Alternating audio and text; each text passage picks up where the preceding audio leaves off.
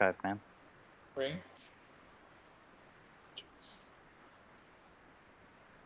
Welcome to the Dresden Files podcast. Thanks for we're letting actually us know doing you this? got it to work. We're I was actually just doing Googling it to see if YouTube Live is down or something. So, I don't know. I was very suspicious of China, yeah. but eventually it just worked. Topical. Right. So today in the Dresden Files podcast, we'll be talking about Cold Days. This is episode Forever. 4 out of like 17 or something like that. Cold Days until Yeah. peace talks. But we got news, don't we, EG? What do we got?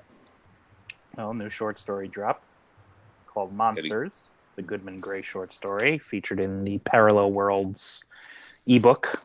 Not for sale in print yet, if ever. So go download it if you want. Yeah, we'll Cool. probably cover that short story after we get through the many episodes of Cold Days.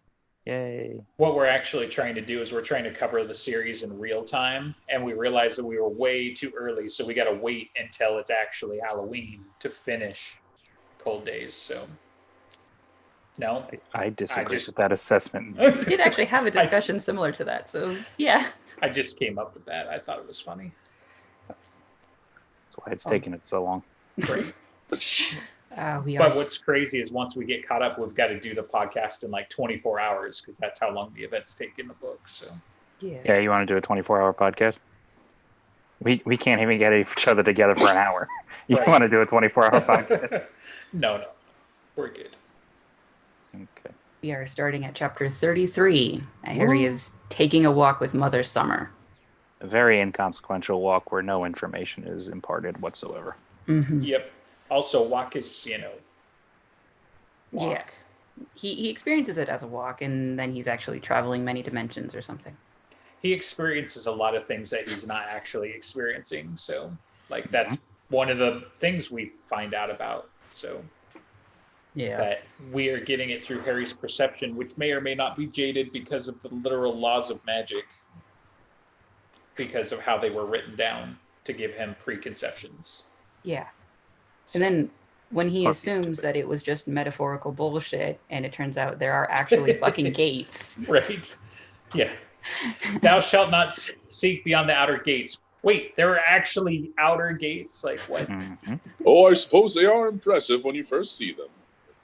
Whatever Rashid says. We're getting ahead of ourselves. Batarang? Oh, Yeah. Yeah. Yeah. Okay. So, go ahead, director. Let's Okay. walk us through the scene.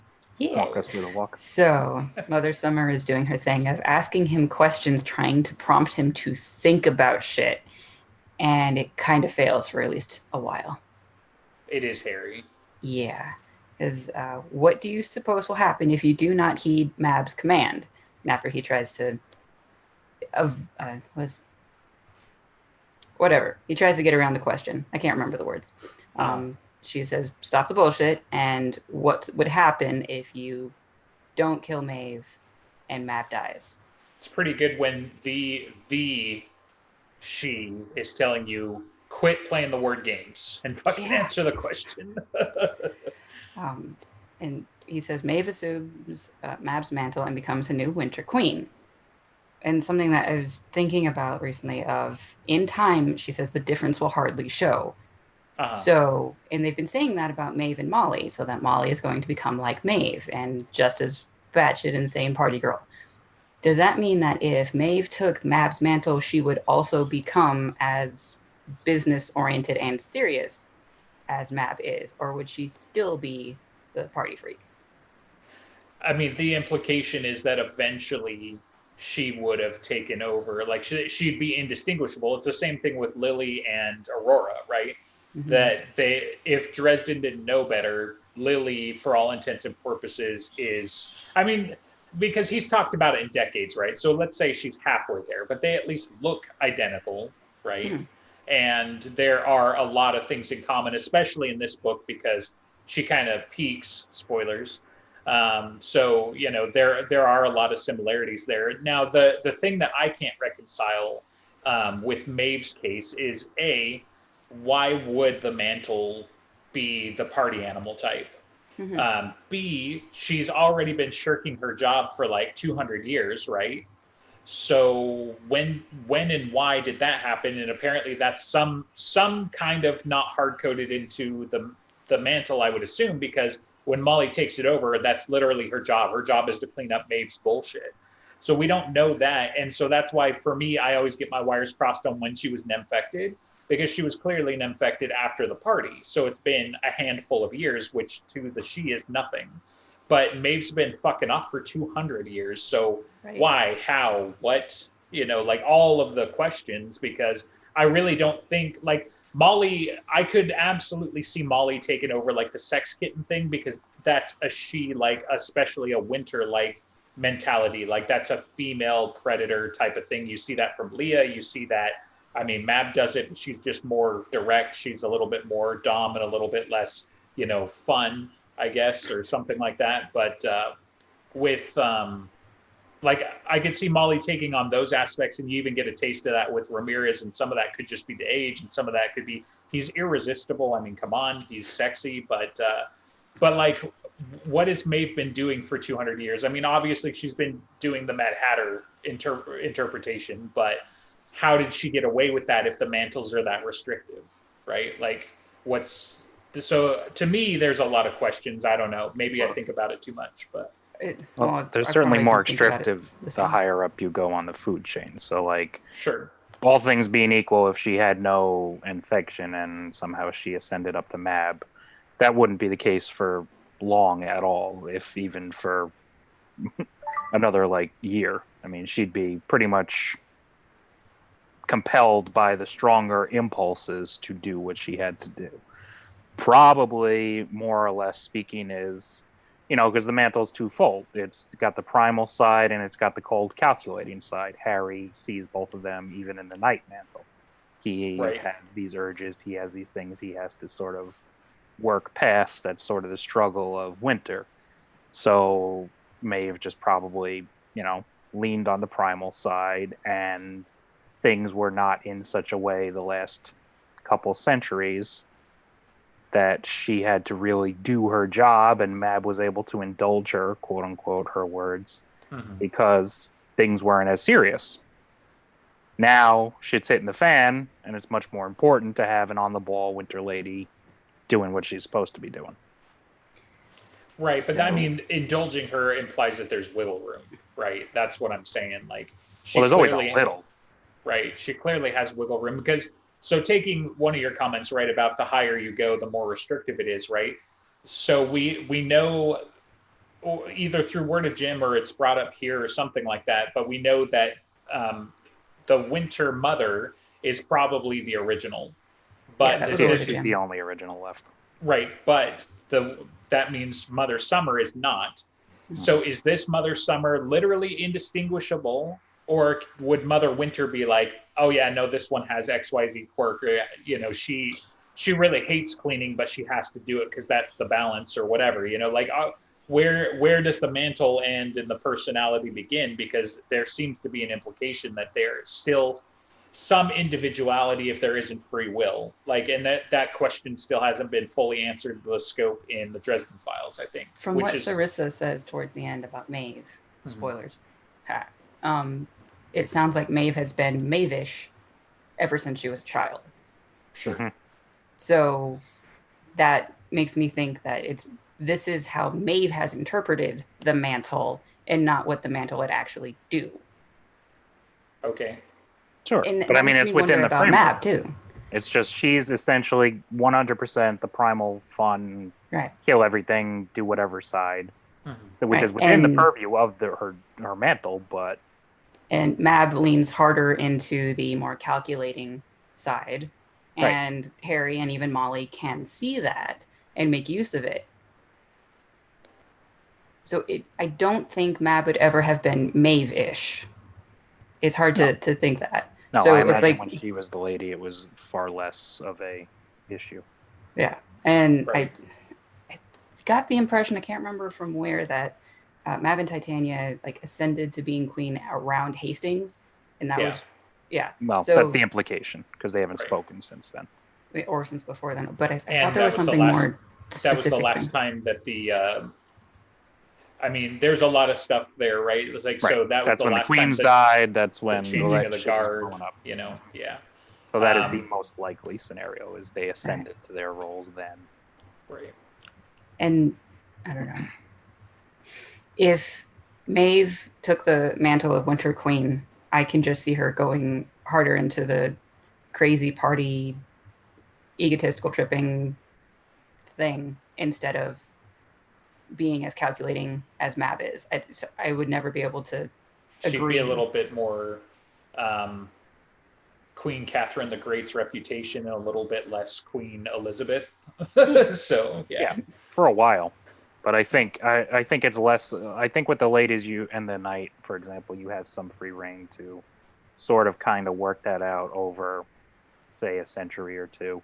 I think given not even 10 years as queen, I mean, although unless she's again infected, but again, barring that, I think it sort of would burn it out of her, so to speak. Like she'd get her kicks for maybe a decade doing the crazy regal in power thing, and then it would be like, well. And that's assuming though the higher stakes aren't in play, which is what Mother Winter or Mother. Well, yeah, she doesn't get the world blown up before then. Obviously. Right, exactly. That's her implication. She's like, even if she isn't infected, spoilers, she totally is. But right. Even if she isn't, do you really think she'd uphold Mab's, job, and what would that look like? And that's the question ultimately that she's posing. And then she's like, okay, now do the reverse. Let's say Mab's crazy and she wins. What do you think's going to happen? And like both are bad, right? But he can easily tell that, like, if skipping ahead just a little bit, once they actually get to the gates and he sees what's going on, he realizes that if Mab were truly crazy, she would not have the handle she does on what's going on. So, right? So, well, I mean, you would think. I mean, we've had this discussion once before. It should have clicked in right then and there. But right. It still doesn't really click in until he's back at the apartment and he's like, oh, son of a bitch, he's got this flash of insight all of a sudden. It's like, wait a minute. There are a bazillion troops out there still doing their job, and you couldn't figure out who was the crazy one? That's true. All right. Fair enough. You couldn't trust, like, Rashid's judgments, like, oh, Mab's insane, but you're still here doing your job. Right. Yeah. But, again, he's stupid. He's hairy. Yeah. So she asked the question. Yeah, and they discuss the similar things that we were just saying of, like, what happens if this one dies versus what happens if that one dies. Yeah, but she also says we are all vulnerable to those who are close to us. And right. Mostly in reference to Mother Winter, but she goes on to say it's harder to extricate themselves from the mortal world because they're so closely tied to it, and it distracts them sometimes. Like right. They have their children with mortals, they are half in, half out, and they can't really forget about the part of them that is still mortal or human. It's kind of what Mab was saying at the end of, I was mortal once too, and it still hurts. Right. I tend to think that's sort of a byproduct of whichever general faction's in charge, because they end up by design being closest to humanity as the Guardians and the Czech. So like back in the day when the Greek gods were running around and fucking around right. with mortals all the time. Literally. Yeah. I mean, and then right. So they go away, and then that no longer is really a problem. You don't hear, he might still, but you don't really hear today in this day and age about an eagle flying down from Mount Olympus and doing some terrible things to a person. Or bull. So I think it's just kind of a byproduct of being that group that's the big head honcho and is tied closest to the mortal world at that time, that we stupid monkeys are distracting.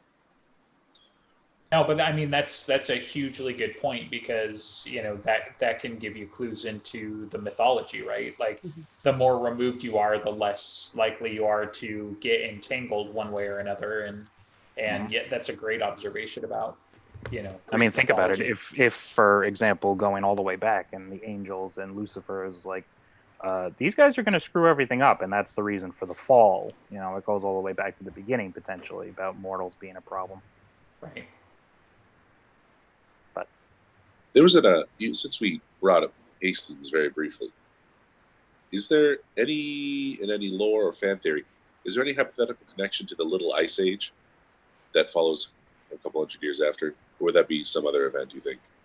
Because I haven't heard anything about it. if Mother Summer died and everyone in summer got bumped up, and winter's in control or has a little bit more power temporarily, and kind of one of the temporary imbalances, not the permanent imbalance threatened at the end of Summer Night.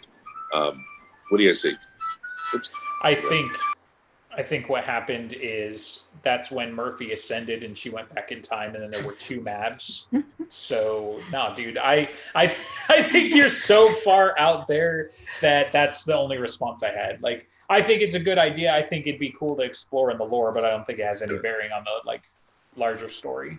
Okay, just backstory stuff. That's my Just thought. curious. So Yeah, I don't know enough about it to say one way or the other. But if winter's in power and then there's a little ice age, because you also had like in the 1700s there was like the year without a summer or whatever, right? And Sure. wasn't that directly tied to Krakatoa? So if anything, that could be laid at Ebenezer's feet if I'm not misremembering. So Maybe that's when he took the walking stick. ooh, that could be fun. Ooh. Yeah. But we know it earlier than that. like didn't he specifically say that was him? So and then you've got Tunguska and other big things. So I mean, clearly Ebenezer's big enough to at least set off a volcano that would also then cause a year without a summer. But I like the idea. It's totally derailing us right now. So Sure. We've Well, gone through like 5 paragraphs of this book so far. Let's Right. continue a little bit. I waited until we're not talking about it anymore. Okay, All let's right. continue. So I want to get to the interactions with the she and the wall and stuff like that. Is there other parts of the conversation we need to cover first? Tidbit about them sharing a mantle, mask, name, whatever. But well, and I mean, some of that came up while they were at the house, right? Because we talked about that a little bit last time, and I did some research, and there were some interesting kind of hits that we talked about afterwards, where it was like, so the mothers do seem to have a joint name / mantle. There are clearly other names that each of the mothers own. What's interesting to me is that, for example, so he calls her Scold and Atropos, right? Which are part of a trifecta of fates. There are clearly only 2 of them. So where's the other one? Is it just divided and split between the 2 crones, or how does that work? So, and then, I mean, some people have speculated that it's like, oh, maybe, she's Baba Yaga and whatever. And it's like, okay, that might also be true. I think that might be her fairy name or one of them or something. But that's more recent than, Greek mythology. It's not older as far as my understanding is. I'm not super up on Russian mythology. Well, Jim did attribute that one to her on his own. Oh, okay. So there you go. So yeah, but while that is interesting, it doesn't get us closer to what were they called before. And, because that's the thing. Like, we know, like, Atropos is Greek, right? Mm-hmm. Right. Scold is the Norse one. Is the Norse. Right. Yeah. And they're so the equivalents of each other that are right. the future, essentially, which is always death. Yep. Right. And so if you can find where there are 3 fates in an earlier mythology, then you've got a clue towards who was manning the gates before the Norse had it. So I think there's a triple goddess or a triple deity in some form in pretty much every religion. I couldn't name you all of them going off the top of my head, but going back, I'm pretty sure every religion has one in some form or another. I tend to think that the mothers share all those because it's sort of the rebirth and death cycle. Because the Norns and the Fates they're not just like straight up bad death evil thing, And Mother Summer has the plague, so she's obviously responsible for some form of destruction as well. I mean, it's balanced. So it's kind of like the Angel of Death is more the guy who keeps the plagues, not. And maybe that's what she just makes them, and Mother Summer unleashes them. But either way, I tend to think that I think it's like the ladies are.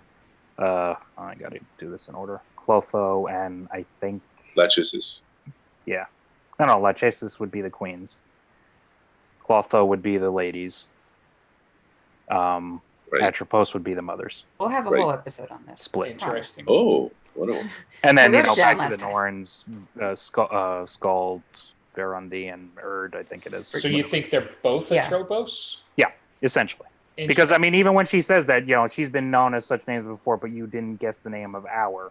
She doesn't just Right. attribute in that statement that they share one other one. She attributes as you could take that as we've got a bunch of names we share together. Interesting. I did not interpret it that way, but yeah, I can kind of see that, I guess. So, all right. But there is the element about Harry will Harry change. That's Sure. pretty cryptically worded. But is that pretty much all it's saying? You think?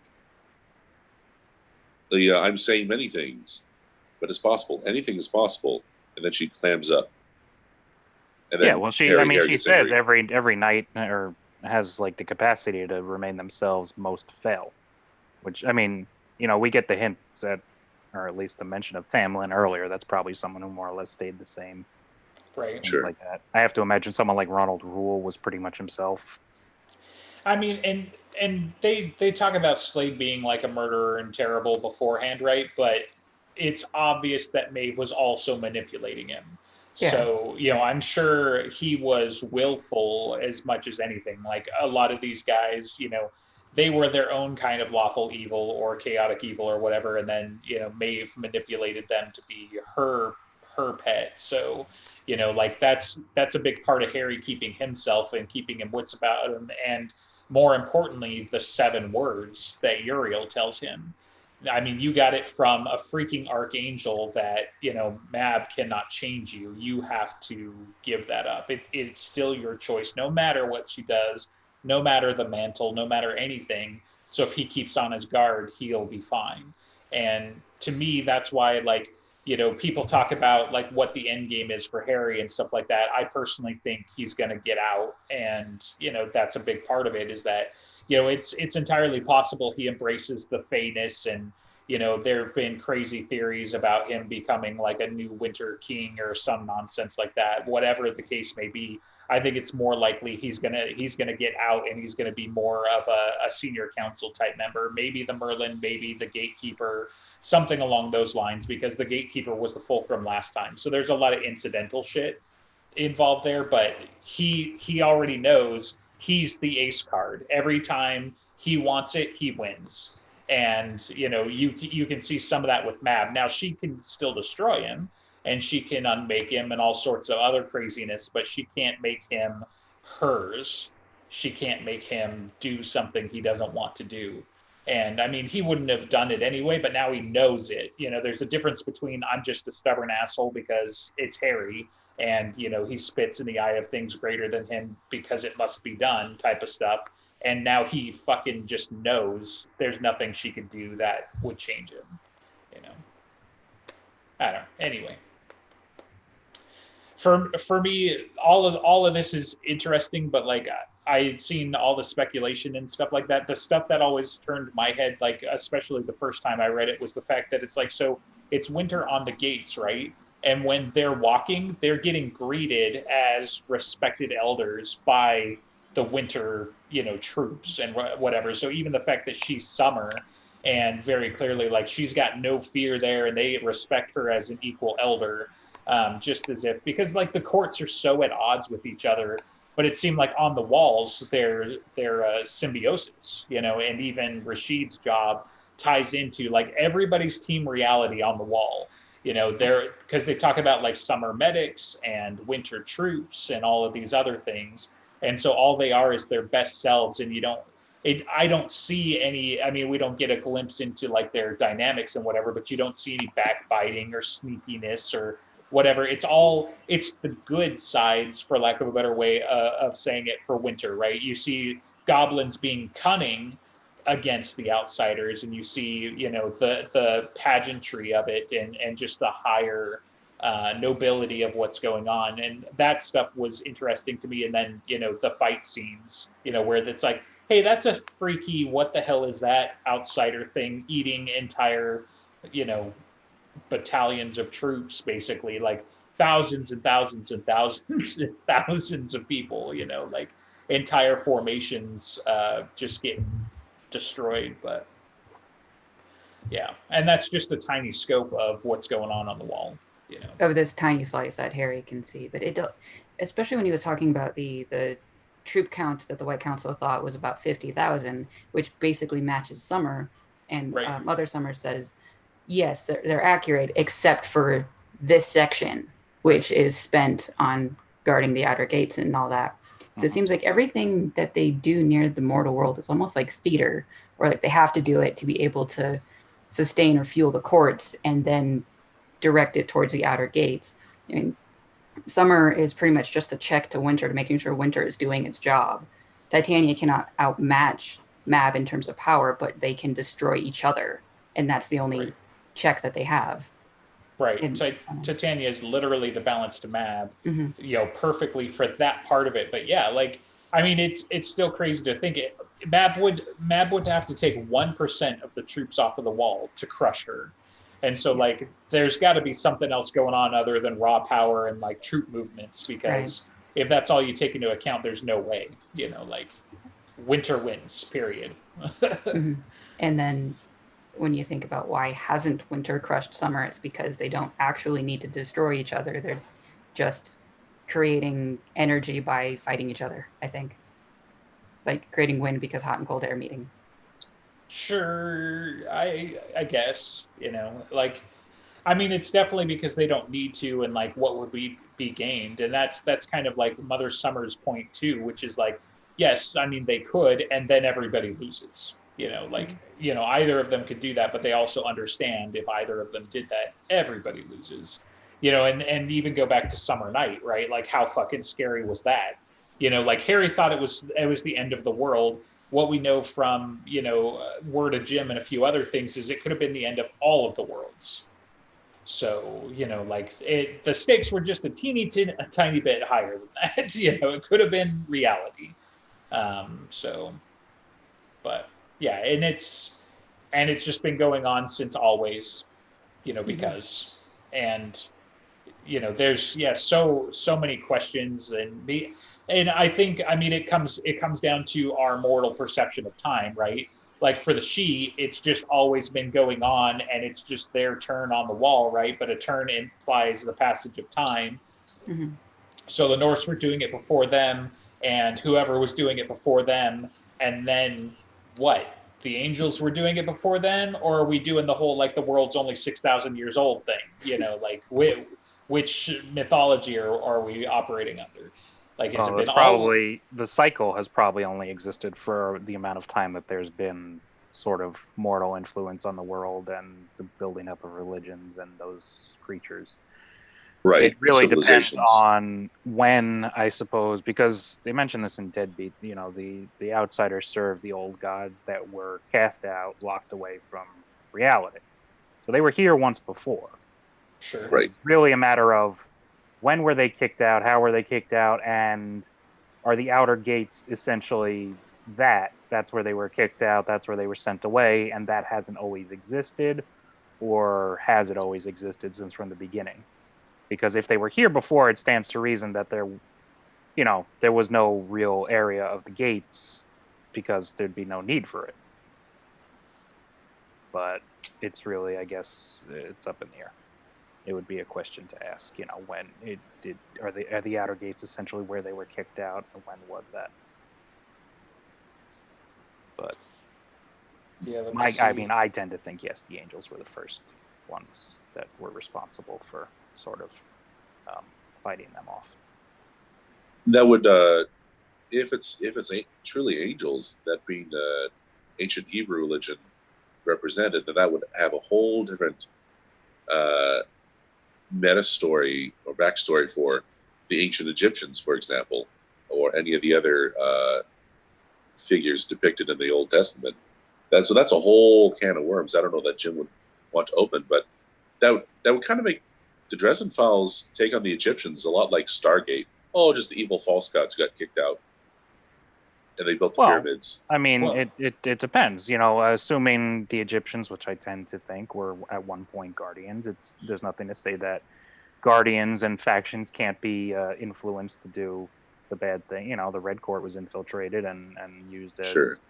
as That's sort true. of the pawns. So you know, it stands to reason. I mean, they try and do it with winter and summer and all the time that we've known this series. So they could have easily, not easily, but you know, it could just as easily be that the Egyptian story is one of a fallen guardian type thing. Sure. Right. Well, that would be interesting. That would be interesting how Jim pulls that off. But then, of course, how much this has to do with when they say old gods? This is like a primordial kind of religion before civilization. Are there early civilizations that would have the quote old gods? I'm just trying to think in history what would track to that. I don't know. To me, there's a lot of chicken and the egg for the Dresden Files as far as like where the gods come from, right? Because take the Oblivion Wars, for example, right? The fact that nobody believes in them is how they get beaten. But they existed before the belief, and the belief gives them power. And yeah, it's the same kind of thing with the white god, right? Like if we're following the Christian mythology and he's the guy that created us, then who was around to believe in him to give him the power to create us, right? So to me, they're primordial in the sense that they were there. They were the primal forces that existed at the time. And apparently in the Dresden Files, this is my creative license, right? When the white god showed up to create reality, there was a crazy barren field with a bunch of vines and bunch of weeds and shit, and he banished the weeds and put order there. Because it depends on how far you take the mythos. Like, I don't know how familiar you guys are with Lovecraft, but like, I mean, obviously Cthulhu everybody knows on some level, but Azathoth is like primordial chaos, and in the mythos reality only exists because he's dreaming that crazy shit up. Like, reality is so fucking crazy and whatever in the mythos because he's dreaming it up. So like, I'm assuming we're not going that far, but at the same time, like, that's probably along the lines of what was happening before the white god came from wherever and made it up. And then, you know, like, how much of it are you taking like Tolkien's view, for example, and be like, you know, like, you had Iluvatar and the angels, right? And like, even Iluvatar was kind of like, he was the rogue. And then, you know, like, it's been a while since I've read the mythology, so don't crucify me here, but right, like, if the white god came after the primordials, right, he would have been the rebel to their chaos and brought all this order. And then Lucifer rebelled against him. And then, like, how far does this cycle go? Like, there's just so much to be answered there. Like, it's crazy, you know. And again, mortal time, there has to be a start and an end, but to timeless things there isn't, you know. So it's always been this way, it's never been this way, it will always be this way. Like, I have the sense that this is the sort of you know, it's infinite regress and causality, not just in time. And so this is the sort of question that I don't know that Jim was particularly interested in answering in the Dresden Files. I have a feeling he might just punt it and do like he had with, you know, Mother Winter, never quite answering the question, being cryptic, smiling when put on the spot, and saying nothing. I kind of feel that's how Jim would take the series, because I don't know that he'd go full theologian here. Well, less is more, but the problem is if he's going to do some of the things that make the most sense in the BAT, he's going to have to answer some of those questions. Like, he may not tell us, you know, the origins of the white god in the Dresden verse, right? Like, that may be beyond the scope of what's going on. But if we're literally going to hell and we're literally going to fight the outsiders, there are definitely some questions that he's going to be very close to answering if he doesn't, you know, like, for some reason it'll be a little weird if he doesn't touch on some of them, like some of the origin of the outsiders a little bit, you know, or at least, you know, unless again, like you said, he kind of like hand waves it away and it's like they've just always been here. We don't know, which is a possibility, and that's how most of other like fantasies, like, you know, D&D or anything like that, they kind of deal with that, is that they've just always been there.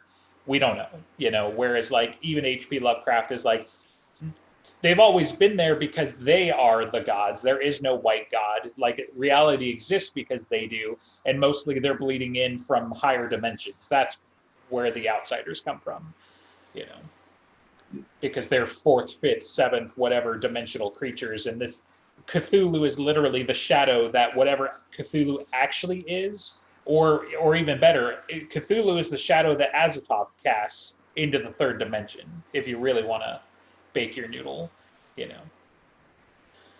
Anyway, this is why we should talk about the mythos at some point, because you know, I get the feeling that in the next couple of books it's going to be pretty important, especially with, you know, Day One or not Day One, what was it, Cold Case, and you know, them actually talking about the sleeper in the Pacific and everything. And I'm like, come on, if that wasn't a direct hit for Cthulhu, it's really fucking close off the bow, you know. So, yeah. All right. Anyway. So, did we cover an entire chapter? Because possibly. Like, okay. we kind of sort of talked about the shit that Mother Summer is talking to Harry about, and then they meet Rashid, and then it's chapter 34. So, in 40 minutes, we've gone through one chapter. Yeah. So Sounds Rashid is there. The one thing we didn't mention. Harry actually wears a hat in this chapter. Don't miss it. It's a helmet. I don't know if it counts. Yeah. So, and it's not even the first time. Anyway, that's so fine. So Rashid is there, and Gatekeeper is also supposed to not be a literal thing that it is. It's supposed to be symbolic somehow, but it's totally real. And his eye patch, his secret power is his eye that allows him to see, or at least usually see, infections. And his job is so secret that even his secret eye has a cover identity. A disguise, yes. Yeah. Mm-hmm. So. I love the moment when he like taps his false eye and Harry twitches. Huh. Yeah. I've apparently blocked that from my mind. Oh, so yeah. Yeah, he says it at some point, and he literally taps the false eye, and Harry's like, ugh. Right. That's awesome. But this is also where Rashid talks about, he's like, oh, you're alive. I mean, that's not like unprecedented, but I guess I can help you with the paperwork. And he's like, really? The paperwork? And he's like, go ahead. You're itching to say the words. Say the words. It's just, the thing I'd always take away from this conversation is it's almost the same thing that he said with Vaterung. Okay. Well, because he's asking each of them for help, and they both say, I can't help you. You have killed yourself and come back. You are the Fulcrum. Both of them say almost the same thing. Therefore, they must be the same person. Right. They have the same information. So does Mother Winter and Mother Summer. They both got eye patches. Yeah, exactly. It's the same person. Actually, but they're both about the same size. Mm-hmm. You've never seen them in the same place at the same time. Exactly. Oh, yeah. You can't disprove it as the problem. That's what she's writing. Mm-hmm. So anyway, you can. The important line is don't underestimate the power of this gift, or what is it that he actually says? The power of this favor or something. Yeah. Okay. But in doing the council paperwork to make sure that he gets made alive again, and he gets all his back pay and a few other things, which, you know, it's funny because in these two books, we basically get a couple of things that kind of unhitch Harry from some of the minor stuff that comes up in previous books. Like when he plays around with his magical gizmos and stuff, he talks about how expensive shit is, but it's like, you know, getting about a year's worth of back pay, not having to pay rent anymore, and then eventually, you know, spoilers for the next book, you know, making potentially anywhere from $5 to $20 million worth of diamonds. You know, like, yeah, he's never going to get to use that though. It's pretty good. I know, but something's going to come up where that's going to be like, it's going to be like a Marcone situation where he's going to use whatever is left over to like get his way out of some situation where it's probably overkill to offer half those diamonds, but he's going to do it anyway. Sure. And he's never going to get to cash in on that shit. Right. No, and I don't think for a minute that he's ever going to like live large, right? But the point is he's kind of being unhitched from that mortal concern. He's pay for Maggie's schooling at the private school. And that's he probably pays with his reputation for that. Some of, I mean, she got in on his reputation, but yeah, like I get. They still need to keep the lights on. I know. I see those bastards. Like, and he has a reputation at that school specifically. He cost them their headmaster or whatever it was. Well, he didn't cost them anything. He saved them from their headmaster. That's sure. Gonna say they're gonna waive her tuition for that. But Butcher will make Harry pay because Harry has to suffer.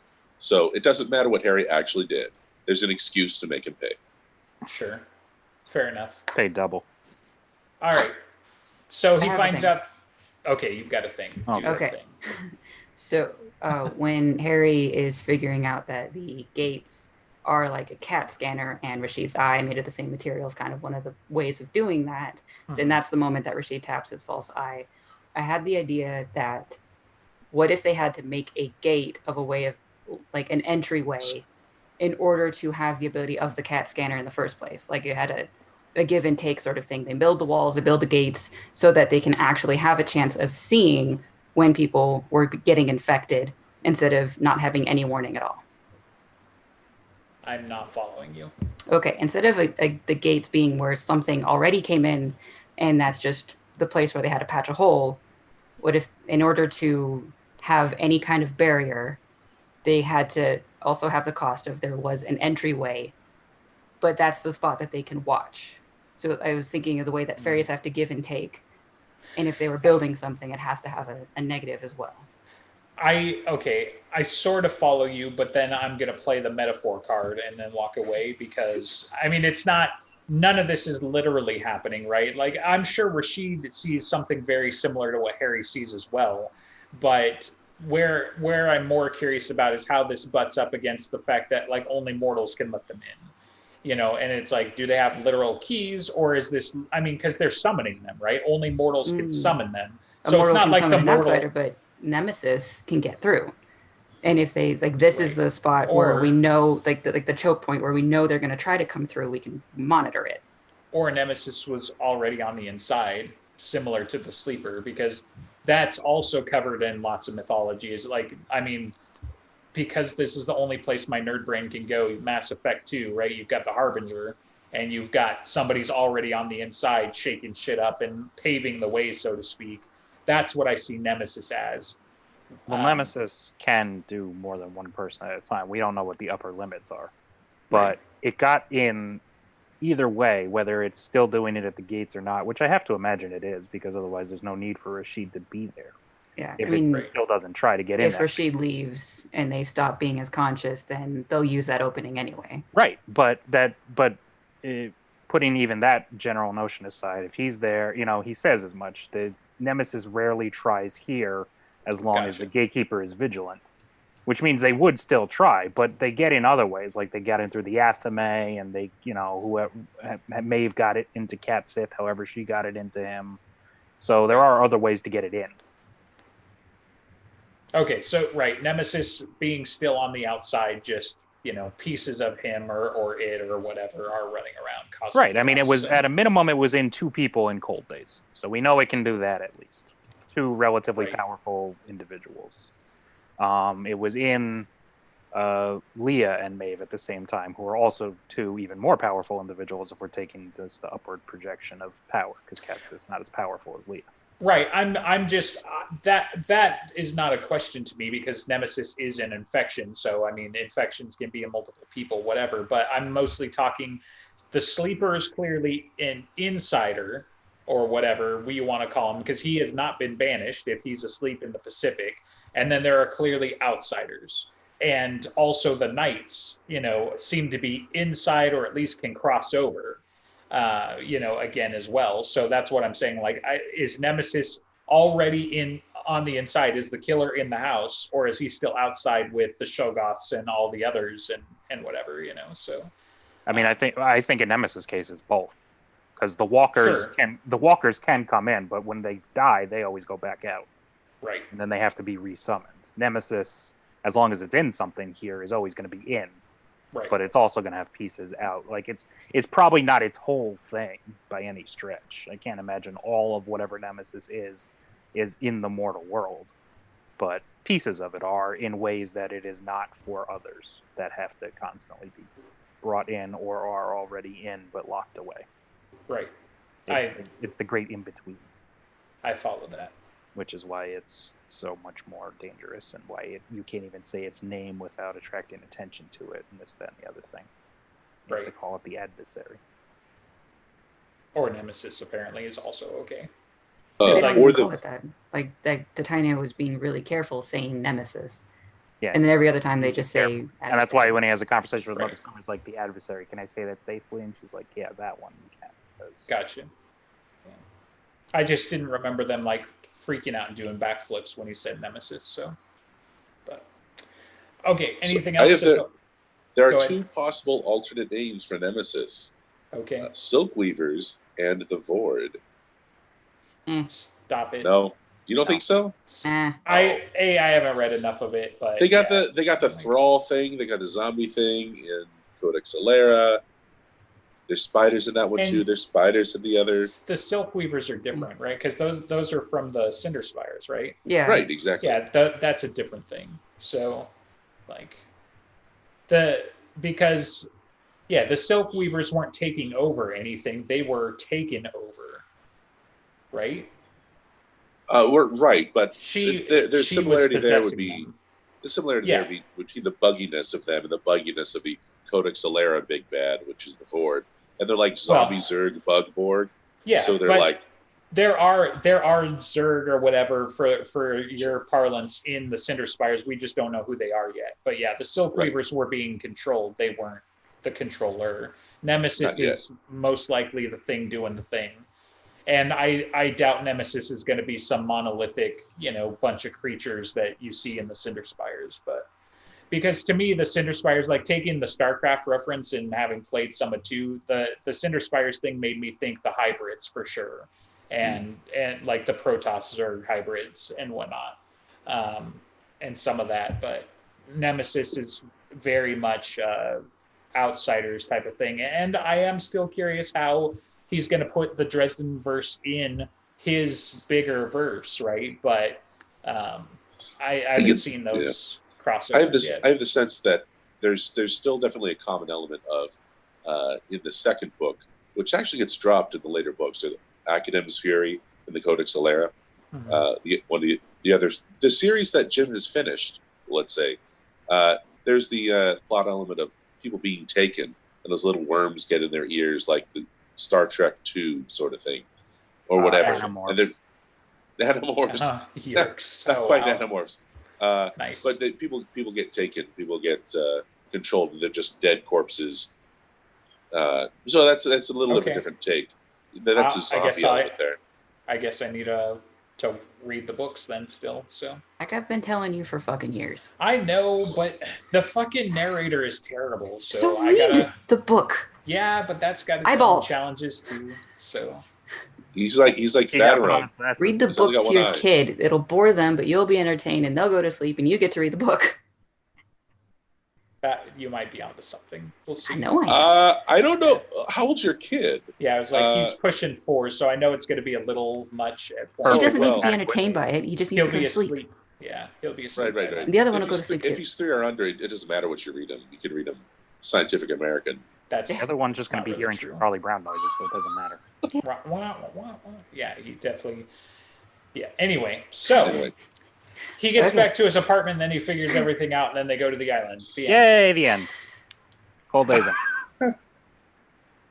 Right? I mean, That's it. seriously, I don't remember what else happens at that Well, apartment. I guess Well, it's 'cause Rashid it's says, stupid. you don't need help, Warden. You are the help. And Harry says, we're fucked.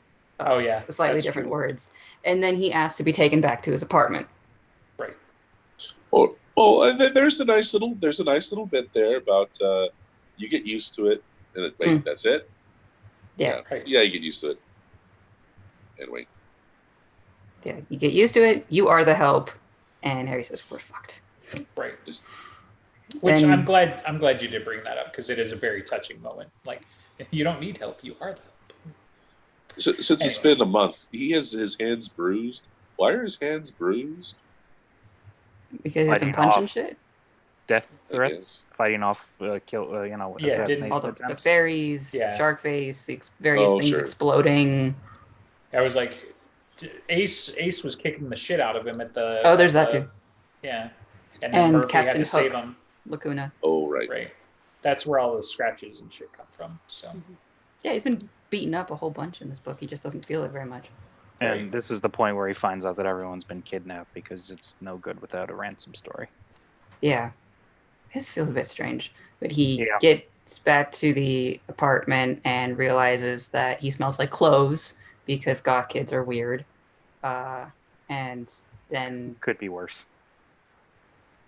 yeah, it could be worse. He was in a grave and then trekking through an ancient battlefield that's Oh, been going on right. since time in memoriam. He could do Mhm. worse than smelling like cloves.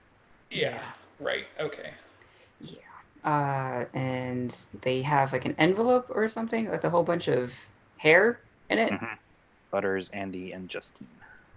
Mm-hmm. Right.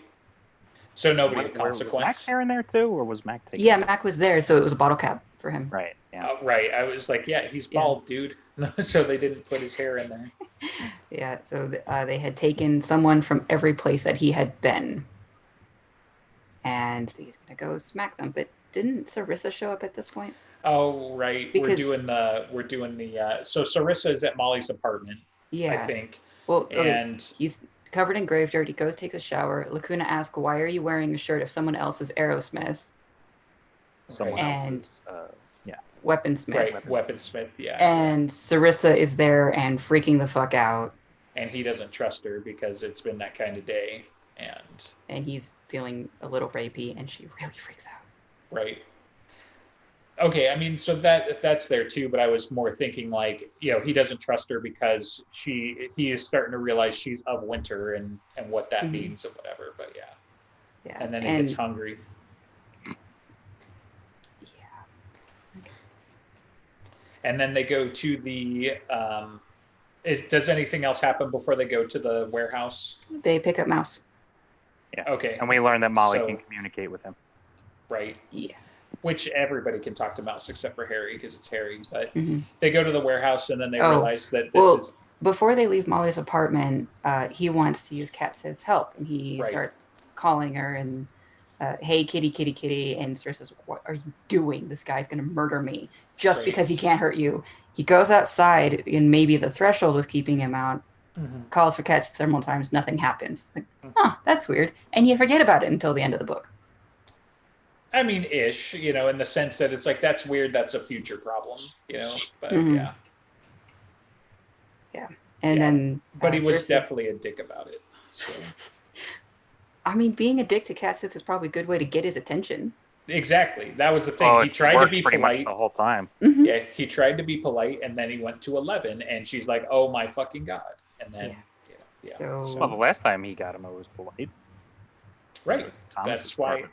I mean, it's the same thing I do to my brother, right? Like, I'm gonna give you one chance, and then from there it goes into the pounding. So, I got to say, for a character who basically shows up this book and gets kicked out this book, it's like a top 10 anime betrayals right here because Cat Sid is Dude. such a great character, and now he's we gone. haven't seen his body, so I he's know, still out I there. know.